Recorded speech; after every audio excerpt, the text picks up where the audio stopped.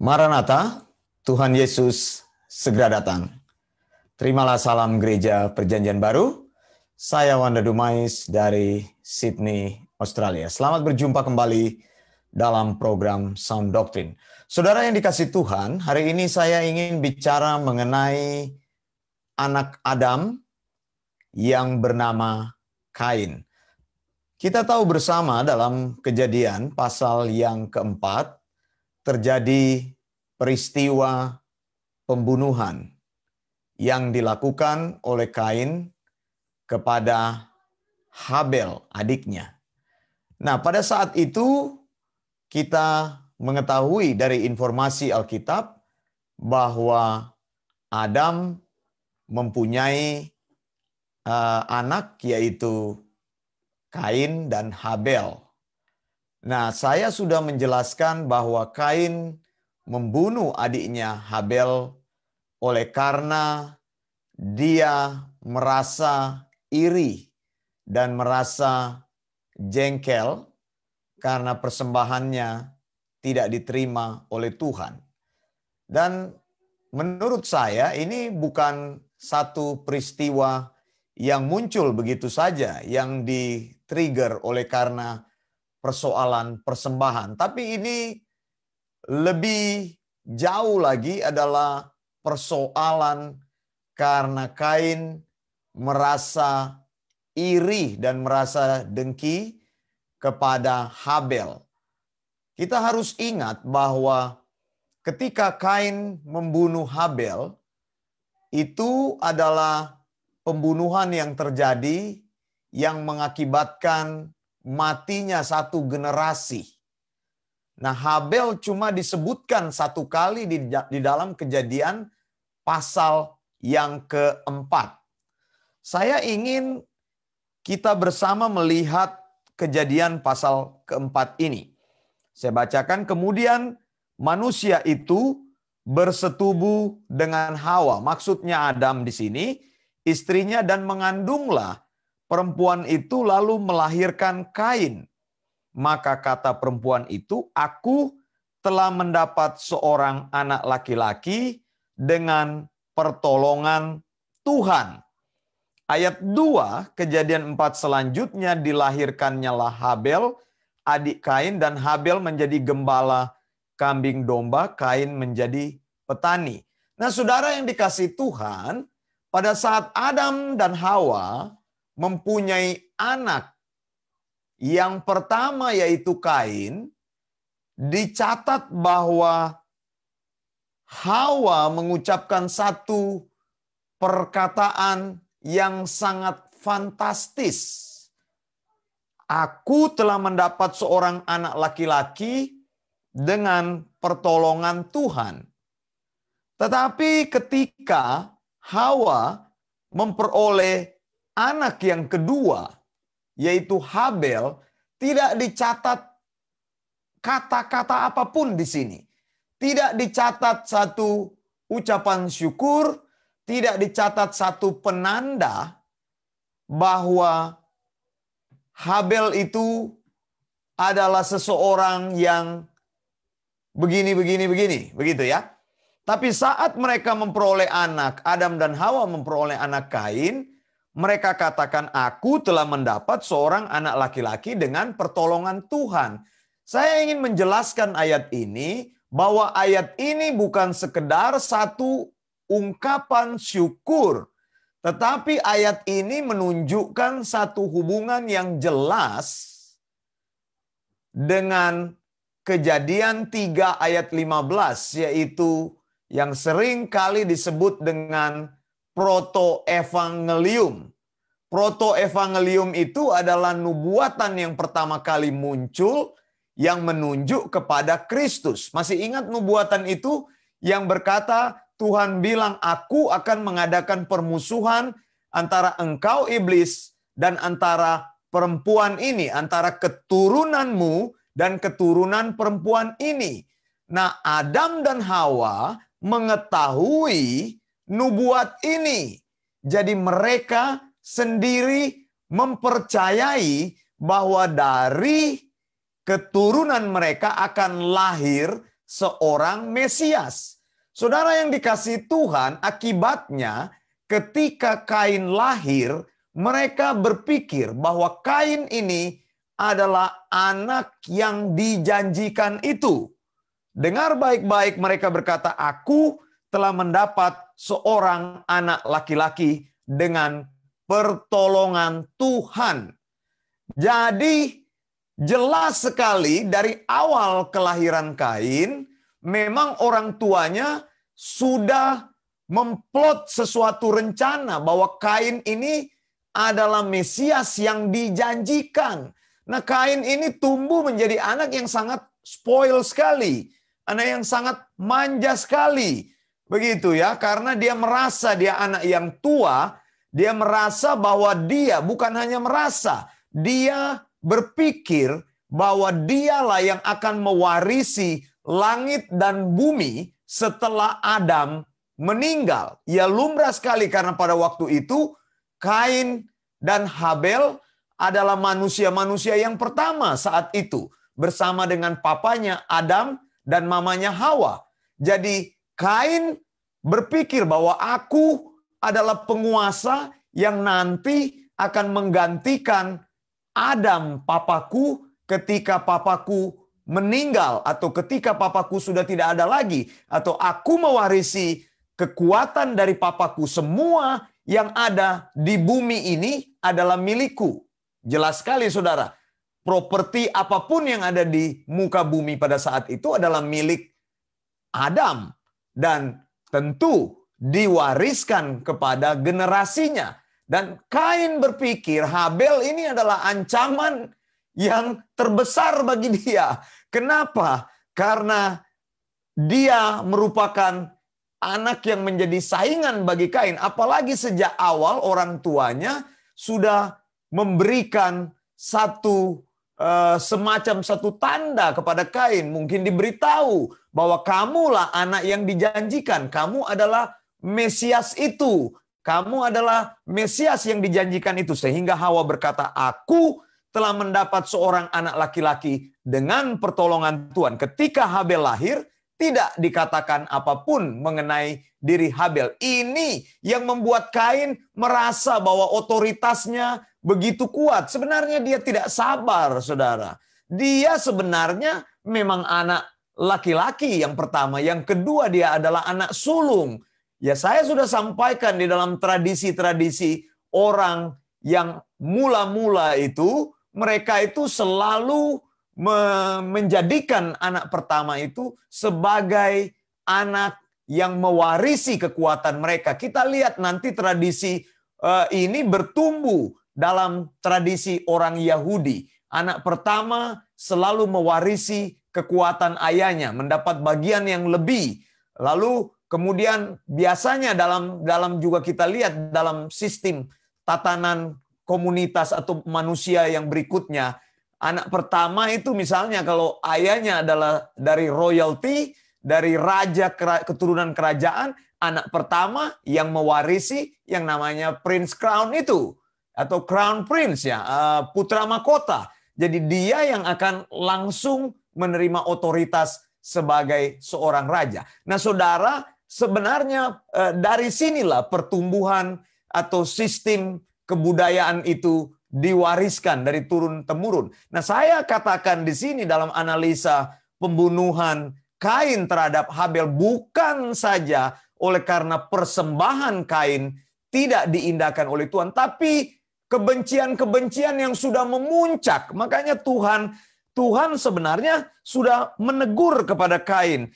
Kejadian 4 ayat 6, mengapa hatimu panas dan mukamu muram? Apakah mukamu tidak akan berseri jika engkau berbuat baik? Tetapi jika engkau tidak berbuat baik, dosa sudah mengintip di depan pintu. Ia sangat menggoda engkau, tetapi engkau harus berkuasa atasnya. Saudara yang dikasihi Tuhan, hati-hati dengan jebakan-jebakan ini ya.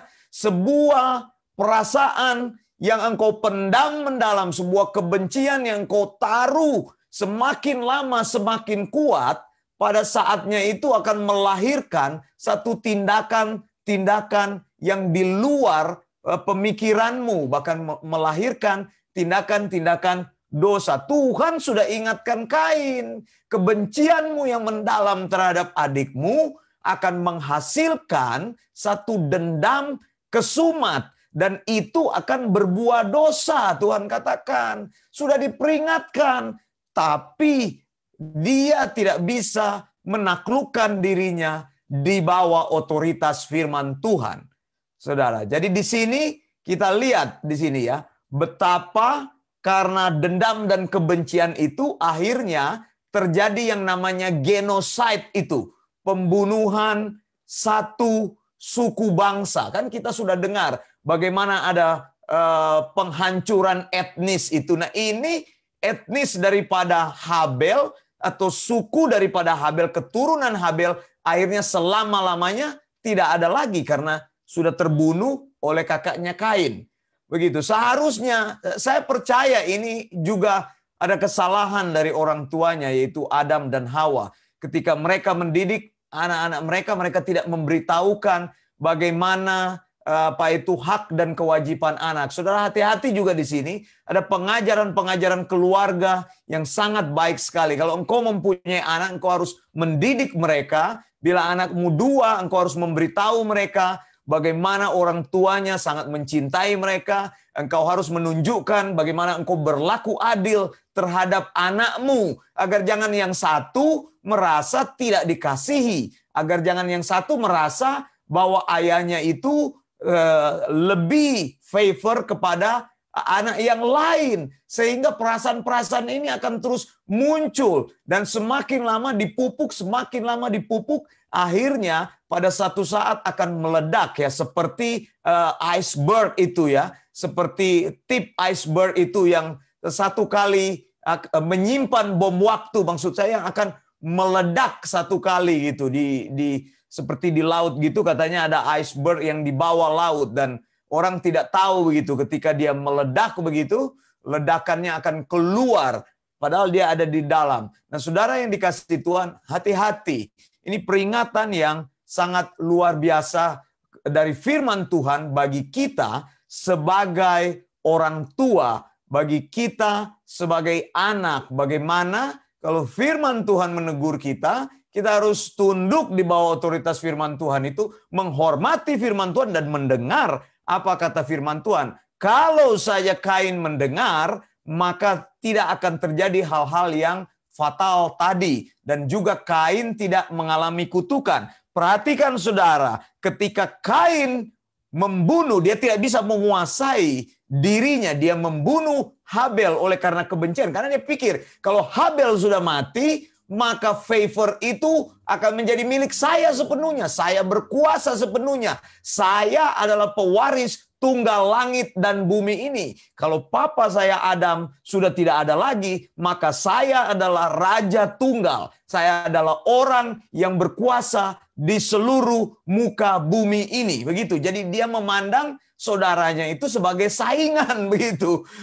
Dia apalagi dia lihat Habel ini sangat maju di dalam ibadahnya yang kita lihat bersama. Habel mengikuti prinsip-prinsip ibadah sound doctrine yang diajarkan dari papanya. Papanya belajar persembahan korban dari mana ya? Dari Tuhan sendiri. Jadi mereka itu bukan belajar sendiri. Allah mewahyukan firman-Nya, memang tidak dicatat di dalam Alkitab, tapi ada beberapa contoh di mana Tuhan memberikan cara-cara untuk menyembah Tuhan, yaitu penyembahan melalui korban, sembelihan, burnt offering. Sehingga saya katakan burnt offering itu adalah is the ultimate sacrifice that human being ever brought to God, begitu ya. Itu adalah persembahan yang paling tertinggi, bukan menyangkut persembahan tapi menyangkut ibadah. Jadi keselamatan itu dilihat atau keselamatan itu dipandang oleh karena engkau beriman kepada apa yang engkau lakukan. Nanti di dalam Ibrani, kalau engkau baca di dalam Ibrani 11 dijelaskan bagaimana Habel karena imannya mempersembahkan korban yang lebih baik bukan dalam segi materi, tapi lebih baik karena dia mengikuti firman Allah. Nah, saudara yang dikasihi Tuhan, ketika Kain akhirnya jatuh di dalam dosa pembunuhan itu, maka Tuhan katakan, lihat ada kutukan. Kejadian 4 ayat 11, maka sekarang terkutuklah engkau, terbuang jauh dari tanah yang mengangakkan mulutnya untuk menerima darah adikmu itu dari tanganmu.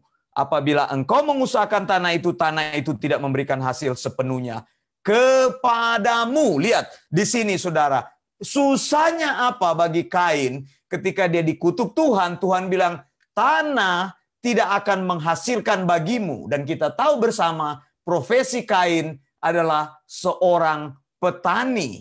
Ini sebenarnya adalah keahlian yang dia miliki. Dia berpikir, wah, kalau seandainya tanah sudah terkutuk, bagaimana lagi saya bisa berusaha? Ini kutukan yang sangat berat. Lihat, saudara, Tuhan ketika Tuhan mengutuk tanah itu tidak memberikan hasil, artinya Tuhan menutup berkat Kain di sini. Dan Kain berpikir, wah ini hukuman yang sangat berat. Makanya saudara baca di dalam Kejadian 4 ayat 13, hukumanku itu lebih besar daripada yang dapat aku tanggung. Dan kemudian saudara, karena tanah tersebut tidak menghasilkan lagi bagi Kain, dia harus keluar dari tempat itu. Artinya ini tadi tafsiran yang saya bilang, dia berpikir di situ dia akan menjadi tuan, dia berpikir di situ dia akan menguasai segala sesuatu, dia berpikir bahwa dia adalah Mesias yang dijanjikan, tapi ternyata tidak seperti itu. Tuhan tidak memaksudkan. Kejadian 3 ayat 15 itu menunjuk kepada Kain, ya. Itu menunjuk kepada Mesias, menunjuk kepada Yesus. Kain adalah seorang pembunuh.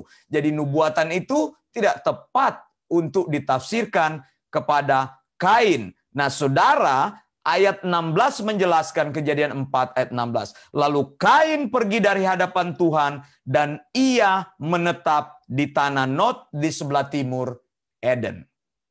Saudara yang dikasihi Tuhan, ada bagian menarik di sini. Jadi dari tempat di mana dia berada di situ, sekarang dia pindah ke sebelah timur Eden, di tanah yang namanya tanah Nod.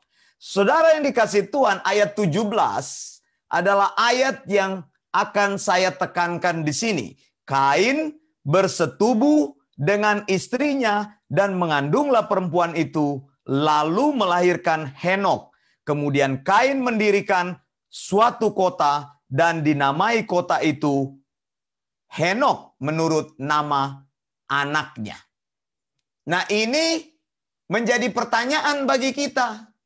Bagaimana ini Pak Wanda bila Kain pindah ke Nod lalu bersetubuh dengan istrinya? Lalu siapa istri Kain? Bukankah pada waktu itu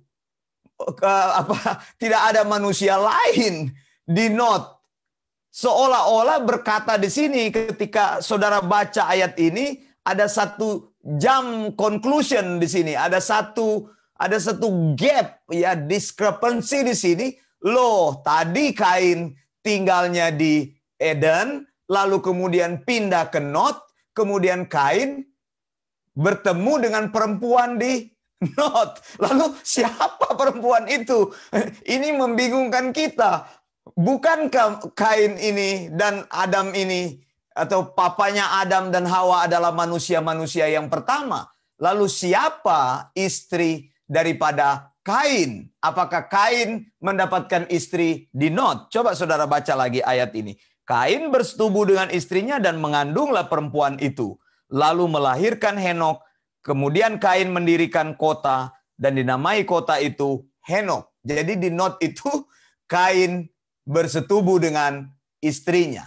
Saudara yang dikasihi Tuhan, kita perlu mengeksegesis ayat ini.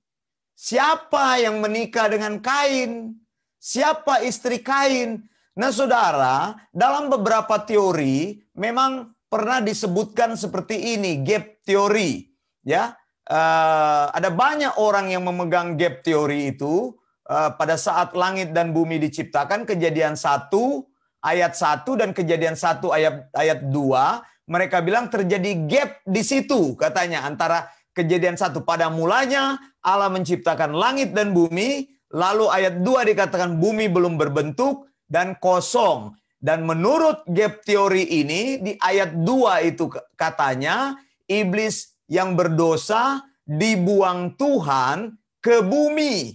Nah, menurut gap teori, pada saat itu katanya sebenarnya di Kejadian 1 ayat 1, itu penciptaan yang dikerjakan oleh Tuhan sudah sempurna, termasuk Tuhan menciptakan manusia yang sempurna. Nah, ini menjadi persoalan. Berarti karena mereka berusaha mengkaitkan Kejadian 4 ayat 17 ini, menurut orang-orang penganut gap teori, ada manusia-manusia lain sebelum Kain.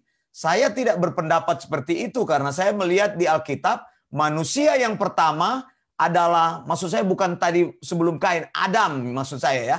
Manusia yang pertama itu adalah Adam dan Hawa. Nah, menurut mereka katanya di Kejadian 1 ayat 1 itu dulu sudah ada penciptaan yang sempurna. Lalu sudah ada manusia di situ.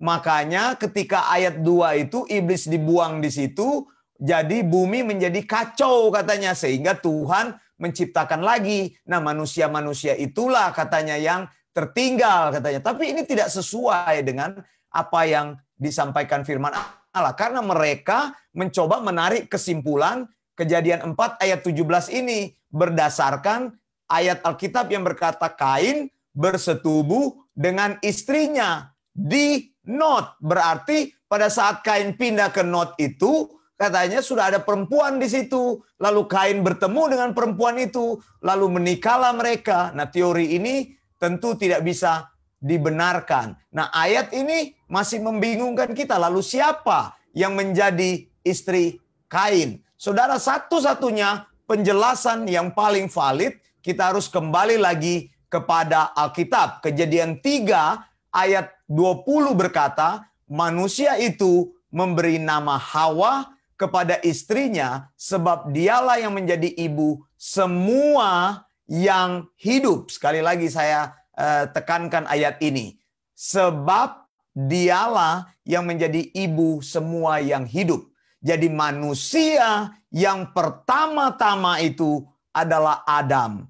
Kemudian Tuhan menjadikan Hawa. Kedua manusia ini tidak berayah dan tidak beribu. Dari merekalah kemudian Alkitab katakan dari Hawalah kemudian lahir semua yang hidup.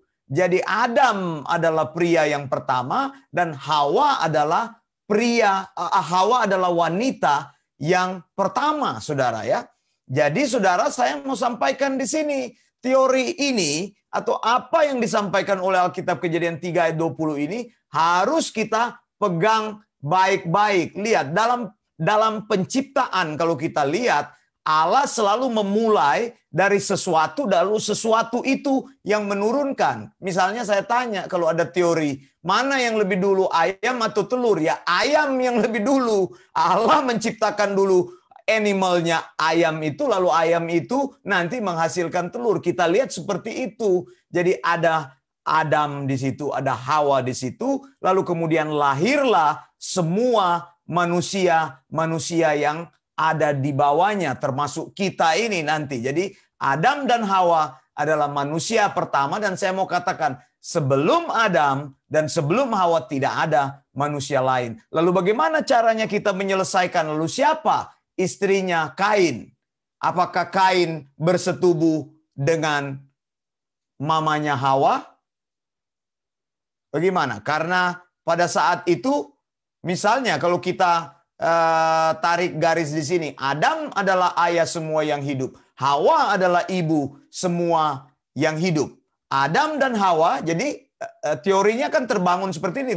Asumsi yang pertama atau katakanlah pikiran yang pertama di sini, kita lihat Adam adalah ayah semua yang hidup. Lalu kedua, Hawa adalah ibu semua yang hidup. Jadi kesimpulannya, kita tarik kesimpulannya dari dua faktor itu, faktor A dan faktor B, reasoning A and B. Lalu kita combine, keluar kesimpulannya ya. C-nya apa di situ?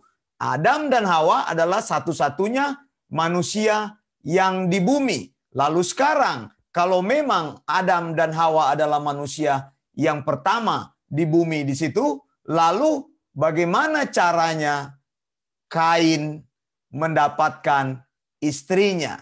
Saudara, tentu sekarang kita harus mencari segala kemungkinan-kemungkinan. Bila Kain bersetubuh dengan istrinya, apakah istrinya itu adalah ibunya sendiri? Itu satu pertanyaan. Lalu yang kedua, apakah ada saudara-saudara perempuan yang lain sehingga perempuan itu menjadi istri Kain? Lalu yang ketiga, apakah ada wanita lain yang di luar Adam dan Hawa? Kemungkinan ketiga ini sudah kita buang tadi. Berarti tinggal ada dua kemungkinan di sini. Yaitu pertama, apakah Kain menikah dengan ibunya Hawa? Kalau kita lihat di sini, Kain pindah ke Nod. Berarti sudah terpisah dari Adam dan Hawa. Jadi kemungkinan ini bisa kita tolak, saudara. Berarti ada kemungkinan yang paling mungkin di sini, saya bilang. Yaitu tentu saja Kain akan menikah dengan seorang wanita, dan wanita itu pasti saudaranya sendiri. Begitu. Jadi Adam melahirkan anak-anak perempuan yang lain. Nah, saudara, bagaimana caranya kita mengetahui hal ini? Begitu ya. Bagaimana caranya kita memahami terkait dengan istri Kain ini, saudara ya? Sekarang saya ingin melihat beberapa kemungkinan, atau katakanlah kita mencoba mencari dari sumber-sumber rabbinic literatur ya, rabbinic literatur. Jadi dikatakan, atau di dalam Talmud, di dalam Mishnah, di dalam Midrash. Nah, kita akan menemukan beberapa kebenaran, artinya beberapa informasi maksud saya, yang tidak pernah dicatat di dalam Alkitab. Dan saya pikir informasi-informasi ini bisa memberikan beberapa wawasan kepada kita. Jadi menurut rabbinic literature, ya, jadi dalam literatur rabi-rabi seperti Talmud, ya, Mishnah, Midrash, Talmidim, itu bisa diperiksa di sana. Dan saya melihat, saya membaca dalam literatur itu, dalam Book of Jubilees, dalam Seder HaDorot, ya, sumber-sumber ini di luar Alkitab, tidak ada di dalam Alkitab, saudara ya. Alkitab tidak pernah mencatat. Jadi menurut sumber-sumber ini, Adam dan Hawa itu juga mempunyai anak-anak perempuan. Maksudnya begini, saudara. Katanya pada saat Allah itu menciptakan Adam dan Hawa, lalu Adam dan Hawa itu melahirkan anak, ya, sebenarnya katanya ada anak kembar yang dilahirkan. Begitu ya. Saya ingin melemparkan informasi ini kepada saudara, terserah saudara mau percaya atau tidak, tapi informasi ini berkembang di kalangan orang-orang Yahudi dan dituliskan dalam banyak literatur yang saya sebutkan tadi, Talmud, Talmidim, Mishnah, Midrash, Book of Jubilee, Seder HaDorot, dan sumber-sumber yang lain. Katanya saat Adam dikaruniai anak, yaitu Kain, sebenarnya Kain lahir bersama dengan saudara kembarnya, yaitu perempuan. Mengapa? Karena tujuannya untuk membangun keturunan di antara mereka. Ingat saudara, di dalam Alkitab dikatakan, ya, di dalam Alkitab kalau kita periksa, misalnya di mana itu? Dalam Kejadian, kita periksa saja di dalam Kejadian, dikatakan Kejadian pasal yang kedua ya, atau kejadian yang pertama kan ayat yang 28 ada perintah begini. Allah, Kejadian 1 ayat 28. Allah memberkati mereka, lalu Allah berfirman kepada mereka, beranak cuculah dan bertambah banyak, penuhilah bumi dan taklukkanlah itu, berkuasalah atas ikan-ikan di laut dan burung-burung di udara dan atas segala binatang yang merayap di bumi. Jadi Kejadian 1 ayat 28 memberikan perintah untuk beranak cucu. Nah, bagaimana mungkin mereka beranak cucu kalau mereka tidak mempunyai sumber-sumber untuk membangun keturunan? Misalnya Adam dan Hawa, mereka bisa melahirkan anak-anak laki-laki, lalu kalau tidak ada anak-anak perempuan bagaimana? Apakah nanti anak-anak laki-lakinya nanti menikah dengan ibunya lalu melahirkan lagi anak-anak yang lain? Nah, teori ini tidak bisa dibangun karena tadi saya katakan bahwa Kain diusir Tuhan dari tempat di mana dia tinggal, di mana orang tuanya tinggal, dan dia harus lari ke Nod. Nah, saudara yang dikasih Tuhan, jadi sumber-sumber tadi yang saya katakan dari sumber-sumber di luar Alkitab mengatakan bahwa ketika Adam dan Hawa mendapatkan anak yaitu Kain, sebenarnya katanya pada saat itu juga ada saudari kembarnya atau saudara kembarnya, katakanlah, tapi wanita ya, saya lebih tepat menggunakan saudara begitu ya, bahasa Indonesia yang tepat begitu. Jadi Kain mempunyai saudara kembar namanya itu Aklima atau Kalmana. Jadi ini adalah putri tertua daripada Adam, dan Kalmana ini atau Aklima ini adalah kembaran atau anak kembar bersama dengan Kain. Nah, sumber-sumber ini mengatakan memang tujuannya Allah menjadikan seperti itu supaya nanti mereka bisa menikah dan bisa melahirkan anak. Lalu kemudian yang kedua, Habel juga mempunyai saudara kembar namanya Awan atau Balbira. Nah, saudara, dalam perkembangan tadi saya katakan oleh karena Kain dia benci kepada Habel, dan juga sebenarnya dia tidak suka kepada saudari kembarnya karena dia melihat saudari kembar yang lain, yaitu anak kembar yang bersama dengan Habel itu yang namanya Awan, itu lebih cantik. Nah, ini ada teori-teori lain yang dibangun lagi yang saya katakan. Kemungkinan besar pembunuhan Habel itu terjadi oleh karena Kain ingin menikah dengan saudari kembar daripada Habel yang namanya Awan. Jadi itulah sebabnya jalan untuk menikah dengan Awan ini adalah membunuh Habel. Begitu. Karena memang sudah ditakdirkan, istilahnya pakai kata ditakdirkan begitu, atau sudah direncanakan. Jadi Kain harus menikah dengan saudari kembarnya itu yang dilahirkan berpasangan, begitu kan, dilahirkan berpasangan. Lalu Habel juga dilahirkan berpasangan begitu ya. Jadi mereka ada saudara kembarnya lagi. Lalu Adam ada lagi anak yang lain namanya Asura, nama anak perempuannya itu ya. Nah, jadi teori tadi yang saya katakan pembunuhan atas Habel itu bisa jadi terjadi karena tadi itu. Karena Kain tidak suka kepada kembarannya yang bernama Aklima itu, maka Kain ingin menikah dengan kembaran Habel. Nah, ini juga memicu dendam kesumat daripada Kain sehingga memang dia ingin melenyapkan Habel di situ. Jadi saudara, persoalan ini sebenarnya memang tidak disebutkan Alkitab, tapi saya pikir teori ini masuk akal begitu. Kenapa?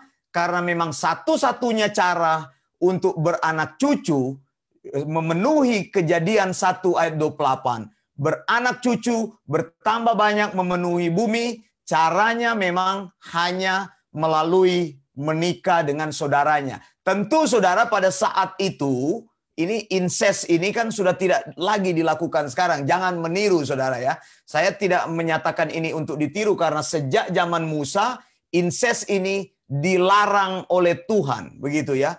Karena incest ini mengandung banyak hal-hal yang tidak baik itu, mengandung dari sisi keturunan juga menyebabkan kecacatan dan sebagainya. Tapi pada saat itu memang belum ada perintah, dan pada saat itu memang itulah caranya untuk membangun komunitas manusia, membangun kebudayaan manusia, meneruskan keturunan manusia, beranak cucu, dan bertambah banyak.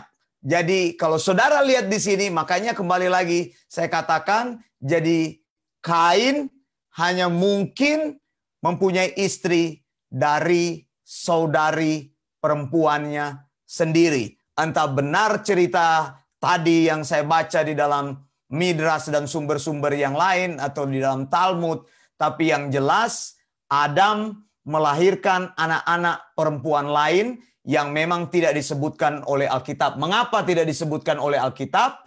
Karena tradisi-tradisi penulisan Alkitab memang tidak pernah menyinggung nama-nama perempuan pada waktu itu, pada saat penciptaan manusia-manusia yang awal. Nah, saudara yang dikasihi Tuhan, jadi di sini kalau kita lihat pertama, saya sudah nyatakan ini adalah sebuah cara di mana Kain, walaupun saudara dia berdosa kepada Tuhan, tapi Tuhan masih memberikan dia karunia. Jadi beberapa hal yang perlu kita garis bawahi dari apa yang saya sampaikan pada malam hari ini. Adam dan Hawa adalah nenek moyang manusia. Kedua, di luar Adam dan Hawa tidak ada manusia lain yang pernah diciptakan Allah. Dari Adam dan Hawa, keturunan manusia sebelum air bah itu tersebar. Keturunan Adam dan Hawa saling menikah untuk membangun keturunan atau meneruskan keturunan mereka sesuai dengan firman Tuhan kepada mereka. Kejadian 1 ayat ke-28. Adam dan Hawa serta anak-anaknya adalah manusia yang pertama yang ada di bumi ini, dan cara mereka membangun keturunan adalah menikah satu sama lain. Alkitab tidak mencatat ada hubungan seksual antara ibu dan anak. Misalnya antara Hawa dan anak lelakinya. Jadi argumen yang sangat mungkin adalah Kain menikah dengan saudara perempuannya, sementara Habel menikah dengan saudara perempuannya, lalu anak Adam yang lain yaitu Set menikah dengan saudara perempuannya. Makanya tadi di dalam Talmud dikatakan anak Adam yang pertama bernama Aklima atau Kalmana yang perempuan, lalu anak perempuan yang kedua itu bernama Awan atau Balbira, dan anak yang ketiga itu bernama Asura, karena Adam mempunyai 3 anak lelaki yang dicatat oleh Alkitab pada waktu itu, yaitu Kain, lalu Habel kemudian meninggal, lalu Adam mempunyai anak laki-laki yang namanya Set, begitu ya. Nah ini saudara, dari sinilah kita melihat bagaimana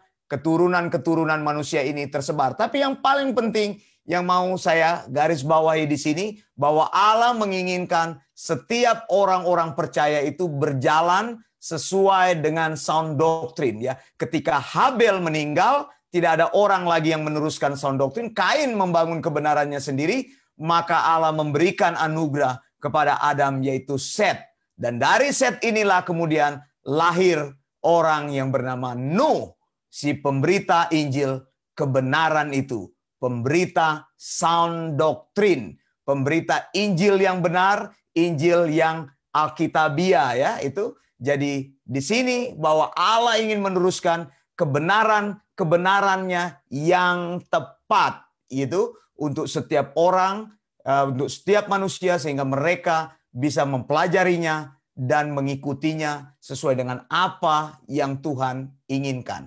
Saya Wanda Dumais dari Sydney, Australia. Maranatha, Tuhan Yesus segera datang. Blessings.